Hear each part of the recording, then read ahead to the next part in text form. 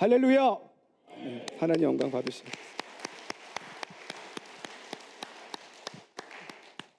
이 박수 누구한테 치는 거예요? 하나님께요. 예.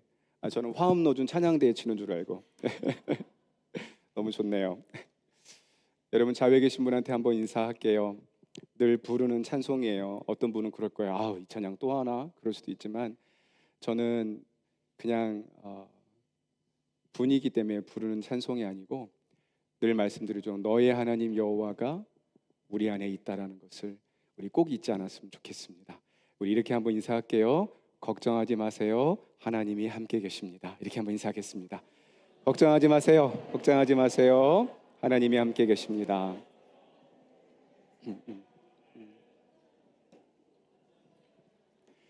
자, 이제 걱정 다 날라갔습니까? 네, 아멘. 네, 그리고 이제 나갈 때는 또 다 가지고 가시면 안 돼요. 나갈 때는 더 큰 걱정 이렇게 가져가시면 안 돼요. 네. 어느 분이 그러시더라고요. 하늘나라 갔더니 어떤 사람이 보였는데 인생을 살아가는 모습 같더라. 근데 그 사람이 가만히 보니까 사람은 큰 짐 2개를 지고 가더라는 거예요. 그분의 표현입니다. 그래서 뭘 지고 가나 봤더니 하나는 물질에 대한 그 근심과 염려를 지고 가고 하나는 걱정이라는 큰 무거운 돌을 지고 가더래요. 저는 그 얘기를 들으면서 그게 꼭 틀린 말은 아니라는 생각은 들었어요. 우리 인생 속에 살다 보면 언제나 한쪽에는 늘 그런 염려와 걱정이 우리 안에 있죠. 근데 오늘 제가 말씀을 나누면서도 느끼지만 우리가 믿는 하나님이 누구인가라는 걸 보고 싶은 거예요. 저는 사도신경과 함께 여러분에게 우리는 과연 무엇을 믿고 있는 걸까? 우리는 과연 무엇을 믿고 있는 걸까? 여러분 신앙생활은 어떤 거라고 생각하세요? 여러 가지로 정의할 수 있겠지만 저는 신앙생활은 딱 하나로 말하면 그냥 이렇게 표현해서 죄송합니다. 주일 아침에 미치는 거예요. 동의 안 하세요? 동의하시죠? 네. 여러분 남녀가 사랑에 빠지면 우리 그걸 보고 미쳤다 그래요. 그런 사랑 해보셨어요? 아멘. 예. 여러분 그런 사랑, 아유 짝사랑이 됐던 뭐 어렸을 때 사랑이 됐던 그런 사랑 한번 해보신 경험 한 번은 있으시죠? 네. 뭔가에 이렇게 미치면요 사람이 어떻게 돼요? 돌아요. 돌면 안 돼요. 돌면 안 돼요. 미치기만 하세요. 뭔가에 우리가 빠지면 거기에 빠져요. 여러분 세상에서는 사람들은 그것을 중독됐다 그래요. 그죠?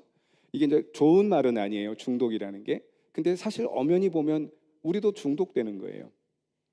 뭐에 중독되느냐가 중요한 거죠. 사랑을 미치도록 하는 우리 젊은 청년들이나 또는 뭐 어떻든 무엇이든 무엇인가의 사랑에 빠지면요 사람은 거기에 정신없이 하게 됩니다. 맞죠?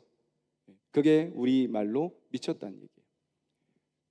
로마의 한 신하가 사도 바울을 보고 사도 바울아 내가 너 가만히 보니까 너 미쳤다. 왜 너 공부도 많이 했고 너 똑똑하기도 하고 네가 아주 놀라운 가문 가운데 살아온 내가 봐도 너 정말 대단한 사람인데 너 지금 뭐 하고 다니냐?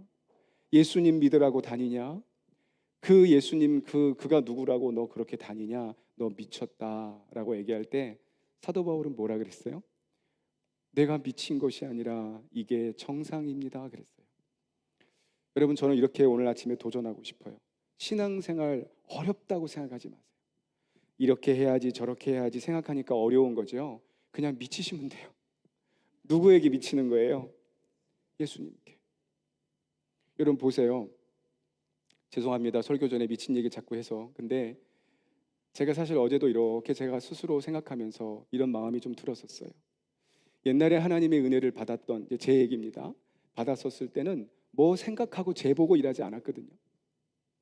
뭔가 하나님의 은혜가 내 안에 충만했을 때는 그냥 막 좋아서 했어요.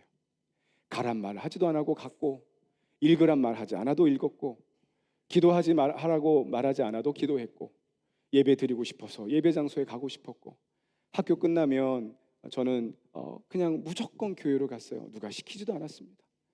근데 가서 아무것도 없는 그 방 안에서 혼자 하나님과 이렇게 대화하려고 했던 그 모습을 지금 돌아오면 다 옛날 이야기처럼 느껴지는 제가 너무 속상한 거예요. 근데 어느 날 제 자신을 보니까 너도 기도해야 되지 않나 저를 찾고 야, 유 목사, 너 정신 차려야 되지 않아? 너 기도해야 되지 않아? 너 요즘 마음이 왜 그래? 쟤도 저에게 계속 묻거든요.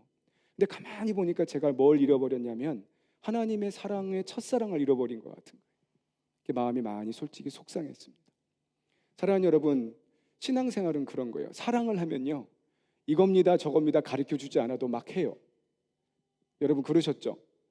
사랑할 때 누가 1번, 2번, 3번 가르쳐주고 사랑하셨어요? 아니잖아요. 그냥 막 했단 말이죠. 바로 그런 마음을 회복하는 것이 신앙생활입니다.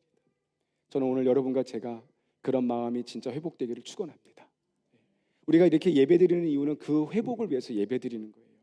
주일날 빠지면 하나님께 혼나기 때문에 예배드리는 거 아니에요. 주일날 꼭 지키라고 말씀했기 때문에 이 자리에 와 있다면 우리는 의무감으로 와 있는 거잖아요. 그게 얼마나 오래 가겠어요. 사람이 의무로 할 때는 오래 못 하더라고요. 근데 사랑해서 하는 건 지치지가 않은 거예요. 저는 여러분과 제 마음에 이 예배를 통해서 그 사랑이 회복되었으면 좋겠습니다. 오늘 사도신경을 통해 그럼 우리는 무엇을 믿는 것일까? 우리 사도신경 말씀 보기 전에 우리 마태복음 16장 13절과 17절 오늘 본문 말씀입니다. 예수님이 제자와 대화하는 대목이에요. 잘 한번 유념 있게 보시기 바랍니다. 같이 한번 읽겠습니다. 시작. 예수께서 빌립보 가이사랴 지방에 이르러 제자들에게 물어 이르시되 사람들이 인자를 누구라 하느냐? 이르되 더러는 세례 요한, 더러는 엘리야, 어떤 이는 에레미야나 선지자 중에 하나라 하나이다. 이르시되 너희는 나를 누구라 하느냐? 시몬 베드로가 대답하여 이르되 주는 그리스도시요 살아계신 하나님의 아들이시니이다. 예수께서 대답하여 이르시되 바요나 시몬아 내가 복이 있도다. 이를 내게 알게 한 이는 혈육이 아니요 하늘에 계신 내 아버지시니라. 오늘 예수님이 제자들에게 묻습니다. 야, 사람들이 나를 누구라고 부르냐? 기적을 행하고 능력을 행하는 예수님을 바라보고 사람들이 여러 소문이 났어요. 와, 세례 요한이 저분인가? 아, 구약의 엘리야 같은 분이 오셨나? 에레미야 같은 선지자인가? 라고 말했어요. 예수님이 진짜 듣고 싶은 얘기는 뭐냐면 사람들의 이야기가 듣고 싶은 게 아니었어요. 그러면 너는 나를 누구라고 하냐고, 이게 물어보고 싶은 질문이었습니다. 여러분, 오늘날 우리가 교회에 와서 예수님은 이런 분이에요 저런 분이에요 그런 얘기를 듣는 게 아니라 예수님이 진짜 듣고 싶은 것은 그러면 너는 나를 누구라고 생각하느냐고 묻는 거예요. 그때 베드로가 멋진 대답을 하죠. 주는 그리스도시요 살아계신 하나님의 아들이십니다. 멋지게 대답했습니다.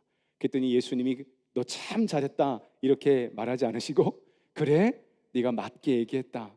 근데 그것을 알게 한 이는 누구다? 네가 아니라 사람들이 아니라 하나님이시다. 이 얘기는 무슨 얘기냐면 하나님을 진짜 경험하고 아는 것은 내 힘으로 안 된다는 얘기예요. 내가 알고 싶다고 알아지는 게 아니란 얘기하는 겁니다. 하나님이 알게 해 주셔야만 알 수 있게 되는 것입니다. 그래서 저는 여러분에게 이렇게 늘 도전하는 거예요. 하나님을 만났다, 하나님을 깨달았다, 우리가 하나님을 아까 같이 사랑한다는 얘기는 사랑하고 싶어서 사랑하는 게 아니라 사랑할 수 있는 하나님의 마음이 우리 안에 부어질 때 가능한 거예요. 그러니까 우리는 주님의 은혜 없이는 안 되는 겁니다. 그래서 우리는 뭘 갈망하는 거예요? 하나님의 은혜를 갈망하는 거예요. 하나님 그 마음 달라고, 하나님이 그렇게 도와달라고 말하는 겁니다. 자, 우리 한번 고백해 봅시다. 사도신경 다 기억나시죠? 우리 옛날 버전으로 한번 고백해 볼게요. 자, 전능하사부터 한번 시작해 보겠습니다. 같이 시작합니다. 시작. 전능하사 천지를 만드신 아버지 하나님을 내가 믿사오며 그 외아들 우리 주 예수 그리스도를 믿사오니. 여기까지만. 자, 우리가 믿는 것은 하나님 아버지, 그분이 아버지인데 우리를 창조해 내신 하나님이시다라는 거 우리 말씀 나눴어요. 지난 시간에는 두 번째로 들어와서 그 외아들이란 말보다 독생자라는 말이 더 정확한 표현이라고 했죠. 유일하신 분이란 뜻이에요. 그러니까 하나님은 예수님을 아들같이 이렇게 보내줬다고 생각하시지 마세요. 하나님과 아주 독특한 관계를 맺고 있는 그분이라는 거예요. 그분이 오셨는데 누구다? 예수 그리스도다. 지난 시간에 여러분과 제가 예수에 대한 이야기를 나눴습니다. 기억나시나요? 예수라는 말이 그 이름의 뜻이 뭐라 그랬죠? 기억나세요? 네. 여호와는 우리의 구원자시다. 처음 들으셨어요? 저 지난 시간에 얘기 드렸습니다. 네, 네. 여호와는 우리의 구세주다는 거예요. 그러니까 옛날에도 예수라는 이름이 많았다 그랬죠. 옛날에도 예수님 당시에 가서 예수야 부르면 열댓 명 돌아볼 거라 그랬잖아요. 근데 그 예수라는 이름, 흔한 이름 중에 하나였지만 그 이름이 유명했던 것은 예수님이 구원자이라는 말 때문이었어요. 그런데 그 이름을 누가 지어줬어요? 하나님이. 지난 시간에 말씀했죠. 마태복음에 네가 아들을 낳으리니 그 이름을 누구라 하라? 예수라 하라. 흔한 이름 중에 하나였지만 구원자란 뜻입니다.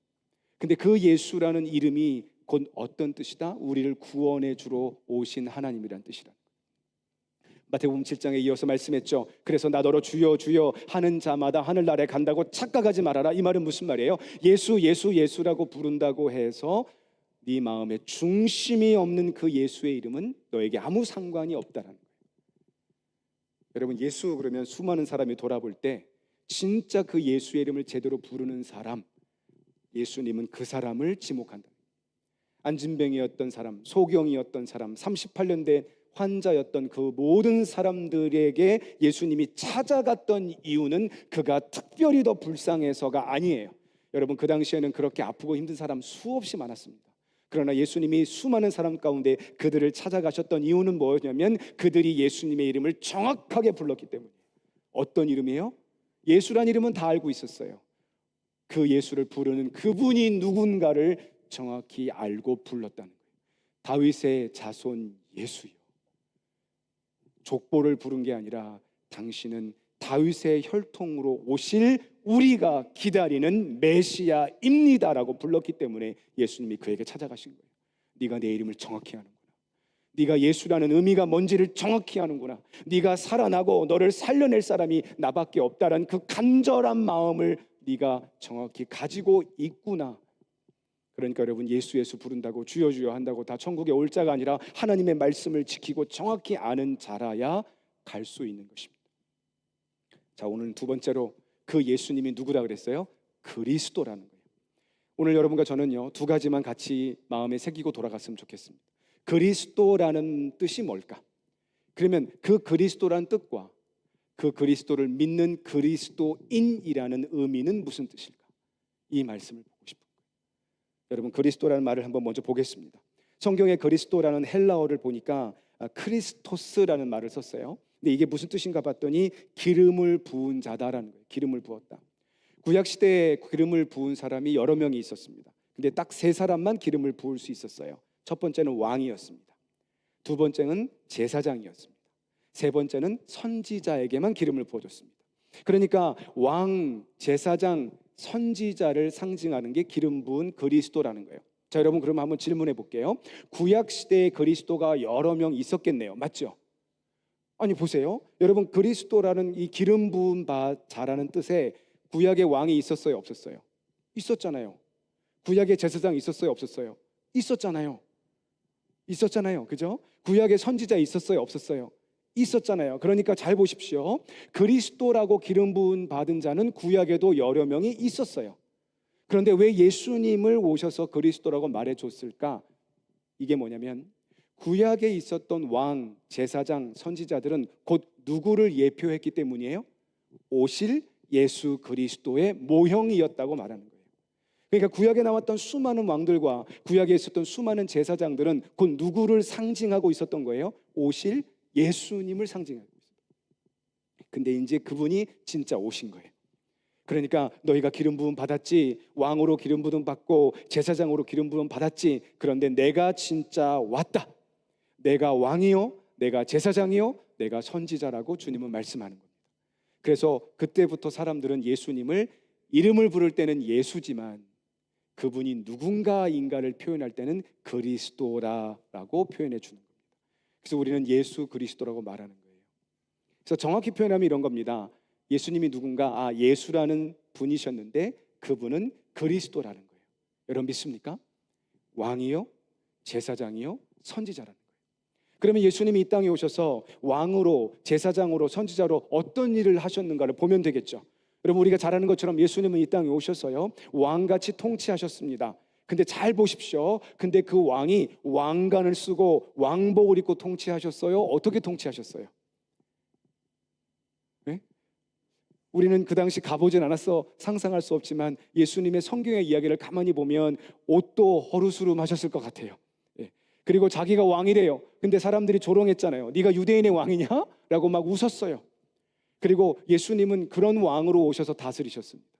두 번째, 예수님은 제사장 역할을 하셨어요. 어떤 역할을 하셨어요? 하나님과 우리의 허물을 허물기 위해서, 죄를 허물기 위해서 십자가에서 자기가 제물되어 죽으셨어요.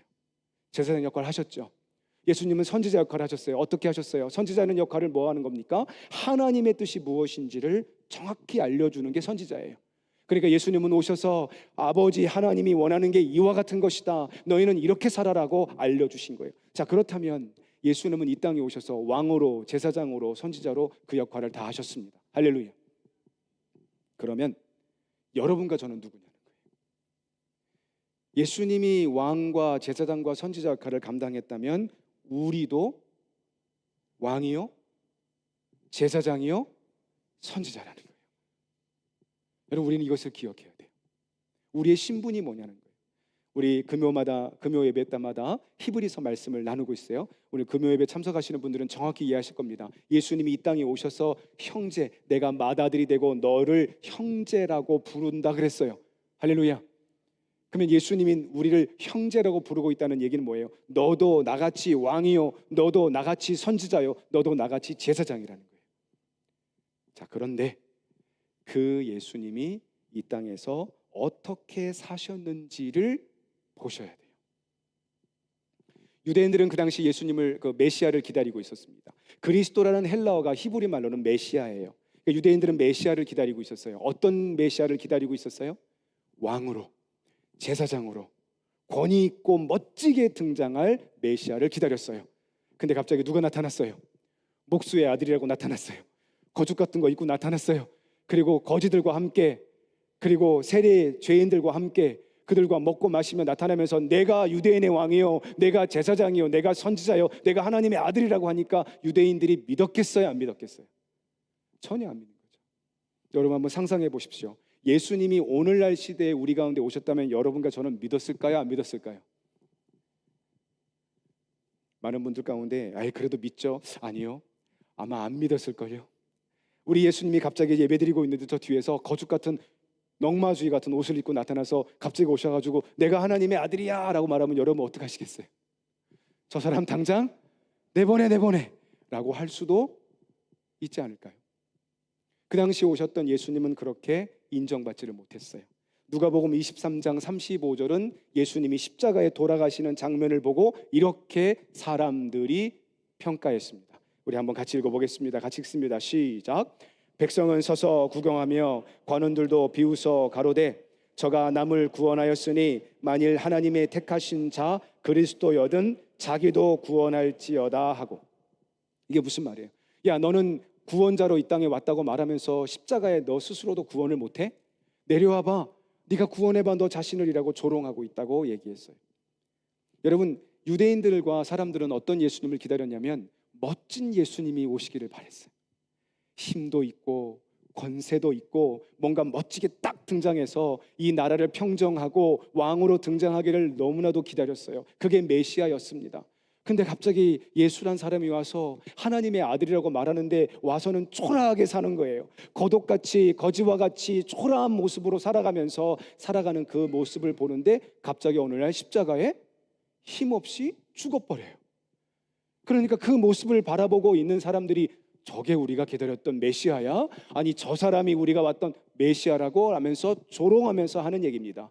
네가 우리를 구원한다고 말하면 너는 너 한 번만 구원해봐, 왜 거기서 못 내려와라고 조롱하고 있는 거죠. 저는 이 말씀을 보면서 오늘 우리를 돌아보고, 여러분, 오늘날 우리 교회가 예수님을 누구로 바라보고 있는 걸까요? 오늘날 여러분과 저는 예수님을 누구로 바라보는 거예요? 어떤 분으로 기대하는 거예요?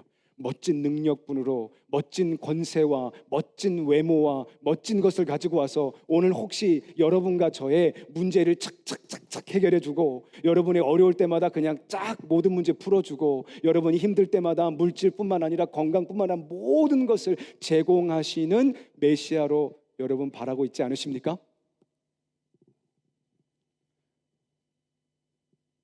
여기에 질문을 던지는 거예요.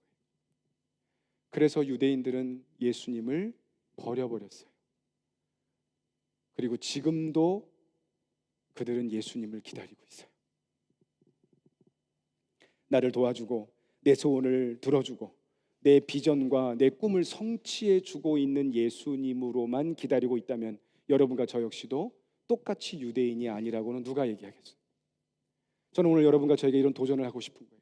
우리가 믿는 예수님은 누굴까? 그리스도래요. 왕이시래요. 제사장이래요. 선지자래요. 좋아요. 그러면 왕이시고 제사장이고 선지자인 그 예수님은 이 땅에 오셔서 어떻게 왕으로 사셨냐는 거예요. 어떻게 제사장 직분을 수행하셨냐는 거예요. 어떻게 선지자 역할을 하셨냐는 거예요. 그분은 우리가 잘 아는 것처럼 그렇게 대우접을 받지 못했습니다. 그분은 조롱을 받았습니다. 그분은 왕따를 당하기도 했습니다. 그분은 채찍에 맞았습니다. 그분은 침뱉음도 당했습니다. 그분은 사람들에게 무시당하고 살았어요. 여러분, 이런 얘기를 할 때마다 여러분과 저도 다 무시당하고 살라는 이야기는 아니에요. 그런데 한 가지 도전하고 싶은 게 있어요. 근데 우리 예수 믿는 우리들은 여전히 모두가 대접받고 싶은 거예요. 저부터도. 여전히 오늘 우리 예수님을 통해서 모든 문제가 하나도 없이 살았으면 좋겠다고 생각하는 거예요. 과연 그것이 우리가 믿는 예수 그리스도일까?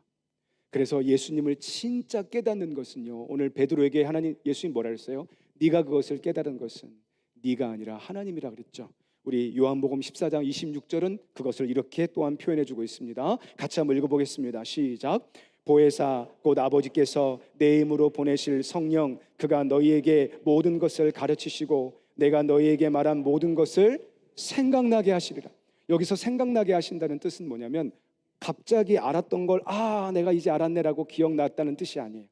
여기서 생각나게 하신다는 뜻은 뭐냐면 전혀 몰랐던 것을 깨달았다는 뜻이에요. 그러니까 하나님의 성령으로 함께하는 그리스도인은요, 깨닫는 거예요. 이분이 예수님이셨구나. 예수님이 이래서 십자가에 죽으셨구나. 예수 믿는다는 것이 이런 거구나. 예수 믿음의 삶은 이런 의미로 주님이 우리에게 말씀하신 거구나 하고 깨닫는 거예요. 근데 누구를 통해서만 가능하다고요? 성령을 통해서. 그러니까 오늘날 우리가 교회 다니면서 예수 믿는다고 많은 말을 하지만 진짜 예수님을 아는 사람들은 내가 스스로 깨닫는 게 아니라 하나님의 성령의 도우심으로 깨달아지게 되는 것입니다. 저는 여러분과 제가 그 깨달음이 되기를 축원합니다. 여러분, 그 은혜가 있어야 되는 거예요. 그래서 어느 날 깨닫는 거예요. 교회 다니는 게 이런 의미구나. 내가 예수 믿었던 게 이런 의미였구나. 내가 모든 일이 잘 되고 내가 모든 복을 받고 내가 세상에서만 떵떵거리고 사는 것만이 예수 믿는 것이 아니었구나. 때로는 어려움을 당하기도 하고 때로는 힘든 과정을 겪기도 하고 때로는 왕따가 되기도 하고 때로는 억울한 누명을 쓰기도 하지만 그 과정 속에서 우리 주님이 저렇게 사셨지, 우리 주님이 저기서 무엇을 하셨는가가 내 눈과 마음에서 열려지는 거예요. 이게 예수를 믿게 되는 삶이 되는 것입니다. 그러면 우리 두 번째로 그리스도가 누군지를 알았어요. 그렇죠? 그러면 그 그리스도를 믿는 사람을 우리는 누구라고 불러요? 그리스도인이라고 말하는 거예요. 자, 여러분 그리스도인이십니까? 자, 그렇다면 우리는 예수님같이 사셔야 되는 거예요. 우리는 예수님같이 때로는 누명 받으셔야 돼요. 할렐루야. 왜 아무도 아멘을 안 하세요? 네. 우리 예수님같이 때로는 핍박도 받으셔야 돼요. 할렐루야. 아멘. 우리 예수님같이 때로는 가난하고 어려운 사람들 옆에 있어줘야 되는 거예요. 맞아요, 틀려요? 우리는 예수님같이 때로는 예수 믿는다는 것 때문에 때로는 힘들고 어려움을 받았을 때 기뻐할 수 있는 사람이 돼야 되는 거예요. 할렐루야. 우리는 예수를 믿기 때문에, 여러분 잘 아멘하십시오. 제가 하는 말 잘 들으시고요, 그냥 아멘하지 마세요.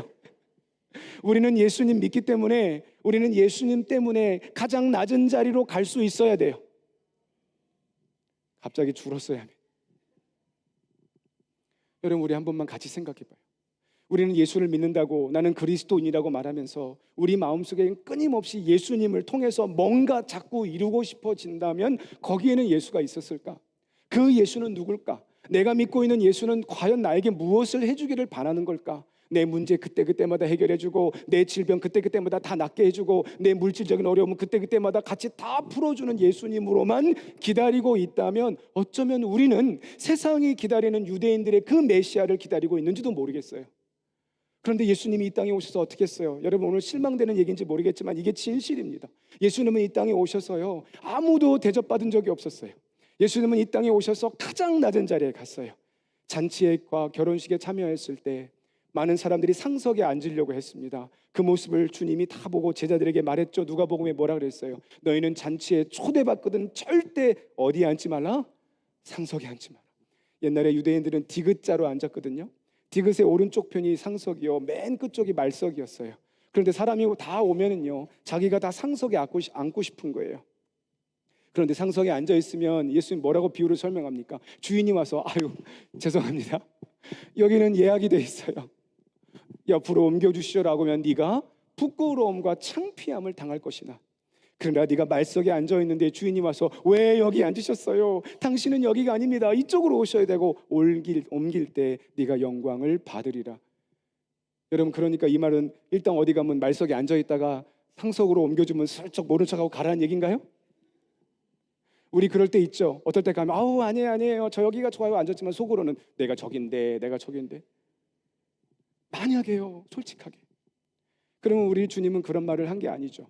우리 주님이 하신 얘기는 무슨 얘기냐면 너는 언제나 낮은 자리로 가라는 거예요. 언제나 섬기는 자리에 있으라는 거예요. 그게 예수 믿는 그리스도인이라고 얘기하는 거예요. 왜? 그리스도는 그렇게 하셨기 때문에. 그리스도는 이 땅에 오셔서 명예와 지위와 어떤 성공의 자리에 연연하지 않으셨기 때문에. 그리고 그분이 우리를 형제라고 부르면서 네가 나를 진짜 따라오려거든 너도 네 자신을 부인하고 십자가를 지고 올 수 있겠냐고 물으시는 거예요. 여러분과 저는 거기에 예스한 사람인 줄 믿습니다. 맞죠? 아니면 오늘 다시 한번 생각해 보세요. 제가 왜 이렇게 조금 이야기 드리냐면, 저부터도요, 말씀을 전하는 저부터도 어떤 지위나 어떤 자리에 가 있으면 사람은 자꾸 그 자리에서 누리고 싶어 해요. 여러분이 저한테 목사님 해주시면 저는 제가 목사님인 줄 아는 거예요. 아니요. 여러분, 저에게 하나님이 맡겨놓으신 것은 여러분을 섬기는 자리로 주신 거예요. 여러분, 교회에서 목사가 왕이 되면 안 돼요. 똑같아요. 이 세상은 끊임없이 자기의 자리에서 뭔가 대접을 받고 싶어 해요. 근데 그 대접의 자리를 받을 때 우리는 무슨 착각을 하냐면 내가 그 자리에 와 있다고 생각하는 거예요. 근데 여러분 보세요. 이제 그 다음부터가 중요한 메시지입니다. 그 자리가 없어지면 그때부터 우리는 무슨 마음을 느껴요? 불안함을 느끼는 거예요. 그때부터 불안해지는 거예요. 우리는 예수를 믿는다고 말하면서, 우리는 그리스도인이라고 말하면서 왜 우리는 여전히 불안함을 느끼고 살아갈까? 여러분, 이 땅을 바라보세요. 수많은 경쟁으로 살아가죠. 누군가가 올라가기 위해서 누군가를 내려야 돼요. 내가 그 자리에 가기 위해서 누군가를 밟고 올라갈 수밖에 없는 구조가 이 세상의 구조예요. 근데 여러분, 우리가 진짜 그리스도인이라면 나를 밟고 누군가가 올라가는 걸 기뻐할 수 있어야 되지 않을까? 누군가 나 때문에 더 이익을 받을 때 진짜 기뻐할 수 있는 게 그리스도인이 아닐까라는 질문을 던져보는 거예요. 인간에게는 그런 내면의 불안감을 갖고 있다는, 이 불안감이 어디서 왔냐? 가만히 성경에 보니까 여기서 왔어요. 인간이 아담과 하와를 하나님이 창조할 땐 마음에 불안함이 있었을까요? 없었을까요? 없었어요. 처음 창조될 때 아담과 하와에게는 불안함이 하나도 없었습니다. 벌거 벗어도 두렵지 않고 창피하지 않았어요. 맞죠? 그런데 뭐가 들어왔어요? 죄가 딱 들어오면서부터 부끄러움을 느끼고 두려움을 느꼈다 그랬어요. 하나님이 아담에게 묻잖아요. 누가 너에게 두려운 마음을 가르쳐 주었느냐? 우리는 예전에 두려운 마음이 없었습니다. 우리는 부끄러운 마음이 없었어요. 그런데 죄가 들어오면서부터 인간의 마음속에 하나님이 딱 떠나고 나니까 그 마음의 빈자리에 인간은 자기 스스로를 지키기 위해서 안달을 할 수밖에 없었던 거예요. 그러니까 하나님이 다 지켜줬던 평강이 사라지고 우리의 마음속에 이제 내가 나를 지켜야 되는 거예요. 뭘로 지켜야 돼요? 물질로 지켜야 돼요. 명예로 지켜야 돼요. 지위와 신분으로 지켜야 되는 겁니다. 그렇게 살아왔던 우리 인간들은 계속해서 나 자신을 지키기 위해서 나도 모르게 경쟁의 구도 속에 살아갈 수밖에 없으며 늘 불안을 느끼며 살아오게 됐다라는 거예요. 그런데 예수님이 이 땅에 오셔서 오늘 그 불안을 해결해 주시는 겁니다. 성경에 이런 경쟁과 불안을 가장 대표적으로 보여준 게 가인과 아벨의 첫 사건이었어요. 여러분, 가인과 아벨이 하나님께 제사를 드릴 때 하나님이 누구 예배 받으셨어요? 아벨, 동생의 예배를 받았어요. 가인은 형이었는데 장남으로서 어쨌든 자기 예배를 안 받는 거예요. 마음에 뭐가 생겼어요? 네, 시기, 질투가 생겼어요. 그러니까 가인이 결국 아벨을 어떻게 버려요? 돌로 쳐 죽이잖아요. 여러분, 아벨은 사랑하는 자기 동생이에요. 맞죠?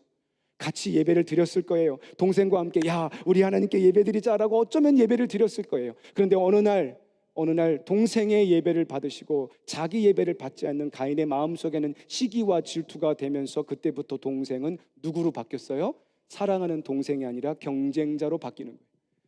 그러니까 그때부터 그 경쟁자를 이기기 위해서 시기와 질투가 불타 이르다 보니까 동생을 죽여버리는 거예요. 여러분, 그때부터 나오는 뒷모습을 잘 보십시오. 하나님이 가인에게 찾아왔습니다. 가인아, 네 동생이 어디 있느냐? 하나님, 제가 동생 지키는 자이니까 라고 말했죠. 그때 나중에 하나님이 네 동생의 피가 땅에서 나에게 부르짖고 있다라는 말을 듣고 나서 본인이 죽였음을 시인합니다. 시인하고 나서 그 다음에 한 가인이 하나님에 대한 고백이 중요한 내용이에요. 뭐라 그랬어요? 하나님, 나 나가면 동생 죽였다고 사람들이 알아보면 나를 죽일 거예요. 내가 불안합니다 라고 고백했어요. 여러분, 이게 우리들의 마음이 된 거예요. 그래서 우리는 계속해서 불안함 속에 살아갑니다. 그 불안함을 이기기 위해서 누군가 이기고 경쟁하며 살아가는 거예요. 그러나 왕으로 오신, 제사장으로 오신 그리스도이신 예수님이 오늘 여러분과 제 안에 오셔서 이렇게 도전한다고 저는 생각해요. 불안해하지 말아라. 너 왜 경쟁하며 사니?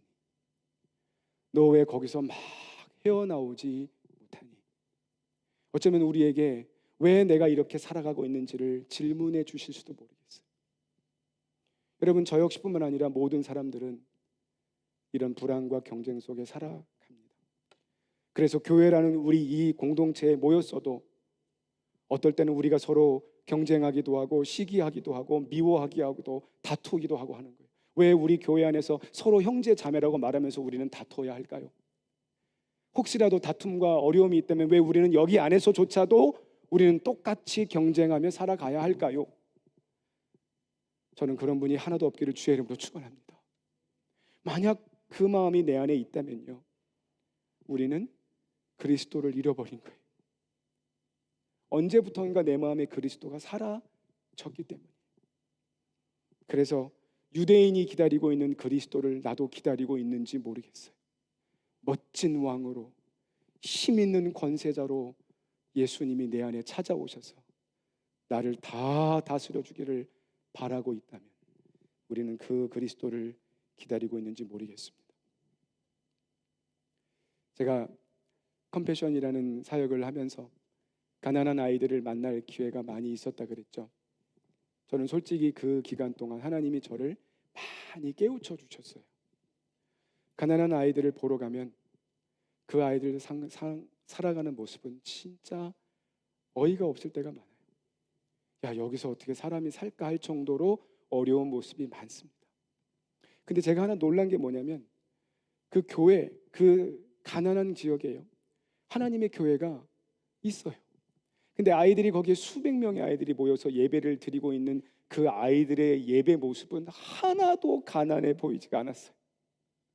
얼마나 밝고 얼마나 힘차게 예배하고 얼마나 하나님을 사랑하고 소리를 막 찬양하는지. 여러분, 솔직히 우리는요, 예배 드리면서 어떨 땐 고상하고, 여러분, 고상한 게 나쁘다는 얘기 절대 아닙니다. 내가 조금 체면을 지키고 내가 좀 거룩하고, 여러분, 그게 거룩은 아니라 그랬잖아요. 진짜 거룩함은 내가 거룩합니다, 이게 거룩한 게 아니에요. 진짜 거룩함은 예수 그리스도가 누군지를 분명히 알고 그 하나님이 내 마음에 오니까, 아까 말했죠, 사랑하는 자가 미치는 것처럼. 여러분, 미치고 사랑하는 자에게 거룩함이 어디 있어요? 미치고 사랑하는 자의 모습 속에 어떻게 고상한 모습이 있겠냐고요. 만나면 또 만나고 싶고 전화하면 또 전화하고 싶고 그 추운 밤길을 걸어도 하나도 안 춥잖아요. 안 그래요? 그 추운데 왜 추운 길을 걸어가고 있어요? 빨리 따뜻한 데 들어가지. 그러니까 사랑이 식은 사람의 눈으로 볼 때는 바보스러운 거예요. 야, 너 밖에서 추운데 뭐 하고 있냐? 그러지 말고 저 따뜻한 데 가서 있어라고 말하지만 이 젊은 두 쌍은요, 조용히 자기들만 있고 싶은 거예요. 그런데 자꾸 집으로 오라니까 싫어하는 겁니다. 여러분 자녀들이요. 그러니까 자꾸 데이트할 때 집으로 오라고 하지 마세요. 네, 누가 오고 싶겠어요 거기에? 이게 뭐예요? 사랑하면 그분과 있고 싶은, 사랑하는 마음이 회복된, 그러니까 진정한 예배가 그 아이들 가운데 있는 것을 저는 보게 됐어요. 저는 그러면서 한 사람의 이야기를 오늘 드리고 예배를 마칠까 해요. 제가 필리핀의 한 마을을 방문했는데요, 그 마을은 무덤이었습니다. 무덤. 여러분 이 세메터리 아시죠? 무덤. 이 독일도 그런 곳이 있잖아요. 거기는 이렇게 울타리가 쳐져서 무덤이라는 곳에 저희가 방문했어요. 거기에 컴패션의 양육을 받고 있는 아이가 한 명 있다 그래서 안 목사님과 함께 가게 됐습니다. 근데 제가 같이 갔던 목사님의 이름이 데이비스라는 목사님이었어요. 이분이 누구였냐면 제가 얘기를 들어보니 그 당시 깡패 조폭이었습니다. 그러니까 그 당시 그 지역에요, 이 목사님 이름만 대면 모르는 사람이 없었던 거예요. 그러니까 목사 되기 전에 조폭이 됐는데요, 얼마나 무서운 조폭이었냐면 그 당시 모든 마약을 그 사람 손에 의해서 다 배분되고요, 그 사람한테 잡히면 살아남지 못하는 이야기가 있기 때문에 택시도 그 마을에 들어가질 않았대요. 그 마을에 가자 그러면 운전사도 안 갔답니다. 근데 그런 마을이었어요. 거기에 무덤이 있는 곳이었어요. 근데 이 목사님이요, 제가 간증을 드리는데 이런 간증을 해요. 어느 날은 한 달 동안 밖에서 조폭 생활을 하다가 집에 들어가서 옷을 갈아입으려고 집에 들어갔어요. 근데 그 어머니가 누군지 아세요? 어머니는 집에서 도박을 하는 분이셨어요. 옛날에는 집에서 도박장을 깔아놨대요. 근데 그 교회, 그 마을에 교회가 하나 있었어요. 근데 그 교회 목사님이 이 어머니를 전도하려고 집에 자주 신방을 갔대요. 그럼 신방을 오면 어머니가 그런대요. 야, 목사님 오신다, 걷어라. 그러면 이제 도박장을 걷는 거예요. 그리고 이제 신방을 받아요. 그리고 목사님 가시면 다시 깔아놓고 이제 도박을 하는 겁니다. 근데 어느 날 목사님이 오시니까 이 도박을 하던 어머니가 도박을 다 치워놓고 목사님과 신방을 하고 있었는데 그때 이 아들 조폭이 들어온 거예요. 근데 이분이 딱 가보니까 갑자기 집안이 조용하길래 왜 그런 거 봤더니 목사님이 와 있더라는 거예요. 그래서 속으로 그랬대요. 아유, 재수 없는 날이네. 오늘 어떻게 재수 없게 왔는데 또 목사가 와 있네. 그리고 안 들어가려고 뒤로 돌아서는데 그 모습을 어머니가 봤어요. 그러니까 어머니가 아들을 오랜만에 보니까 야야 일로 와라 좀 들어와봐. 그래서 어쩔 수 없이 있는데 자기 아들이 있었거든요. 그 아들이 아빠를 오랜만에 보니까 아빠하고 달려들으니까 이 조폭이 가지도 못하고 그 아이를 안고 그 신방 옆에 뒷자리에 이렇게 앉았던 거예요. 근데 그때 목사님이 하신 얘기, 길이요 진리요 생명이신 예수 그리스도. 그랬더니 이분의 마음속에요, 성경을 하나도 모르는 이 사람이요, 길이야? 진리라고? 생명이 있다고? 라는 이게 귀에 휙 하고 들어온 거예요. 아니, 길이 있단 말이야? 조폭 생활을 했지만 마음속에 얼마나 힘든 게 많았겠어요. 그러나 그 모든 걸 듣고 이 말이 귀에서 떠나지 않아가지고요, 옷을 갈아입고 나가서도 길이요 진리요 생명, 길이요 진리요 생명, 이게 있는가? 그래서 결국은 이분이 주님께로 돌아옵니다. 그래서 완전한 목사가 됐어요. 제가 얼마 전에 이제 우리 교회 오기 전에 방문을 했었는데요, 그 방문했을 때 이분이 목사님, 저 무덤 마을에 저랑 같이 한번 가시죠. 여기가 제가 누렸던 제 지역입니다. 근데 무덤에 아이들이 있는데 제가 거기서 사역을 해요. 그래서 아니, 무덤에 아이들이 있어요? 아이들이 100명이 살고 있는 거예요. 그 마을에, 무덤 마을이에요. 거기 무덤을 마을이라고 불러요. 어떻게 무덤이 마을이 되겠어요? 이유는 뭐냐면 사람이 사니까. 사람이 어떻게 사냐면요, 무덤이 이렇게 있잖아요. 그러면 그 무덤을 걷어내고 거기서 살아요. 조금 돈 많은 사람의 무덤은 이렇게 펜스가 쳐져 있어요. 그러면 그 무덤 주인한테 월세 같은 작은 돈을 내고 그 무덤에 가서 무덤 위에서 자는 거예요. 거기서 먹고 살아요. 그런 가정이 300명이 그 안에 있는 겁니다. 그 중에 아이들이 100명이 있는 거예요. 그래서 그 무덤 마을에 가서 자기가 매주 토요일마다 예배를 드린다는 거예요. 그래서 그날 같이 보러 간 겁니다. 제가 영상을 하나 보여드릴 텐데요, 제가 그때 그 모습이 너무 감동스러워서 핸드폰으로 찍은 영상이에요. 소리가 어떻게 들릴지 모르겠습니다만 그때요, 목사님과 함께 제가 딱 그 무덤에 들어가니까요, 아이들이 달려오기 시작하는데요. 그 시커먼 아이들, 여러분 무덤 마을의 아이들 있죠. 이 머리를 안 감으면요, 이 머리가 찐득찐득한 걸 보세요. 이렇게 올리면 그대로 서 있고 이렇게 올리면 그대로 서 있어요. 혹시 그런 머리 경험하셨나요? 머리를 한참 안 감으면 이렇게 올리면 그대로 있어요. 그런 찐득찐득한 머리, 옷도 제대로 못 입은 그 냄새나는 아이들이요, 목사님이 딱 마을에 도착하니까 달려오는 거예요. 달려와서 목사님을 막 끼얹고 신나하는 겁니다. 그리고 나서 그 목사님이 딱 도착하니까 아이들이 한 6, 70명이 모였어요. 그래가지고 찬양을 하더라고요.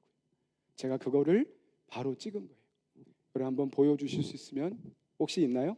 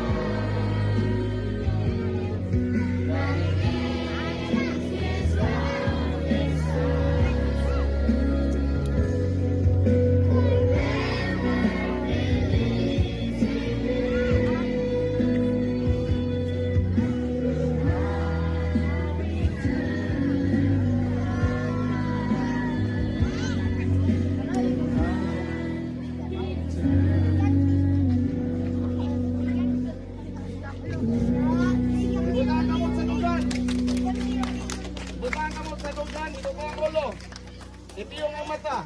Duko. Lord Jesus. Lord Jesus. Thank you. Thank you. For loving me. For loving me. Thank you. Thank you. For loving. For loving. My family. My family. My friends. My friends. Thank you. Thank you. For loving. For loving. All of us. All of us. Lord Jesus. Lord Jesus. Teach us. Teach us. To love you. To love you. With all. With all. My heart. My heart. My soul, my mind, and my strength. So help me, God. In Jesus' name, Amen.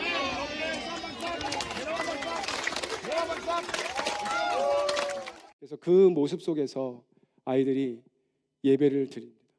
저는 그 모습을 보면서 제가 이걸 느꼈어요. 저분은 가장 낮은 곳에 와 있어요. 거기는 예배당도 없습니다. 거기는 건물도 없어요.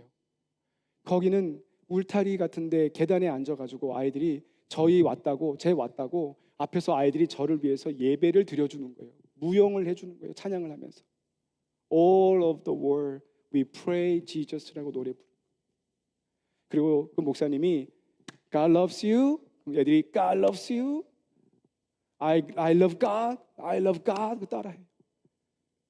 그러면서 살아가는 그 아이들을 보면서 저는 이렇게 생각했어요. 예수님은 이 땅에 말구 위에 오셨잖아요. 사람들은 왕으로, 제사장으로, 선지자로 기대했지만 이 땅에 오신 예수님은 그런 삶이 아니셨어요. 그런데 그분이 십자가에 못 박혀 돌아가시면서 오늘 우리들에게 부탁하시는 거예요. 너도 나와 같은 그리스도인이 되어주겠느냐. 사랑하는 성도 여러분, 오늘 말씀을 정리하면서 여러분에게 이렇게 도전하고 싶어요. 우리가 그리스도인입니다. 우리가 그리스도인. 진짜 내가 그리스도인이라면 우리는 어떤 삶으로 살아가야 할 것인가?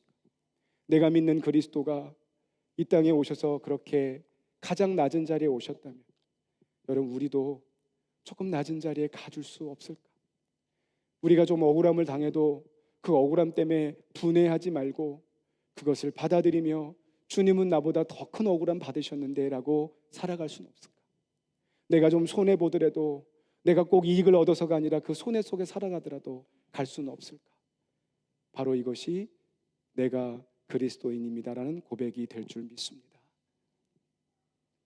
오늘 여러분과 저에게 찬양팀 앞으로 나와 주시고요. 우리 그 주님, 내가 무엇을 믿는가 다시 한번 기억하시고, 오늘 못 보여드린 영상은 제가 나중에 우리 순장님들 통해 보내드리겠습니다. 짧은 영상인데 꼭 한번 보시고 그 무덤 속에 사랑하는 아이들과 함께 계시는 예수님 한번 기억하시고 우리 이 찬양 주님께 올려드림으로 오늘 예배를 마쳤으면 좋겠습니다. 우리 괜찮으면 자리에 함께 다 일어나셔서 우리 늘 부르는 이 찬양 주님께 한번 같이 부르도록 하겠습니다.